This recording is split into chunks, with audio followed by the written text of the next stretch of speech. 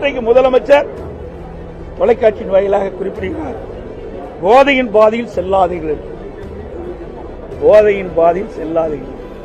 இதை நாங்கள் குறிப்பிடுகின்ற பொழுதே 3 ஆண்டுக்கு முன்பே இந்த அரசு எச்சரிக்கையுடன் செயல்பட்டிருந்தால் இன்றைக்கு இளைஞர்கள் மாணவர்கள் பாதிப்புக்குள்ளாயிருக்க மாட்டார்கள். இன்னைக்கு எல்லாமே போதைக்கு அடிமையாயிட்டாங்க. இப்படிப்பட்ட நிலையில்தான் இன்றைக்கு முதலமைச்சர் வேண்டுகோள் வைக்கிறார். ஒரு செயலற்ற அரசாங்கத்தை தான் இன்றைக்கு பார்க்கப்படுகிறது. அது மட்டுமல்ல, இந்த கஞ்சா போதையினால் இன்றைக்கு இளம் வயதினர்கள் இளைஞர்கள் கடுமையாக பாதிக்கிறாங்க.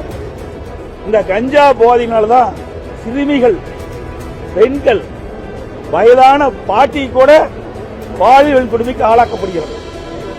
இந்த ஆட்சியில் தான் சிறுமி முதல் பாட்டி வரை பாலியல் வன்கொடுமைக்கு ஆளாகின்ற ஒரு மாநிலமாக தமிழ்நாடு விளங்குகிறது. இது மிக மிக கேவலமானது, வெட்கக்கேடானது என்பதை நேரத்தில் பதிவு செய்ய விரும்புகின்றேன்.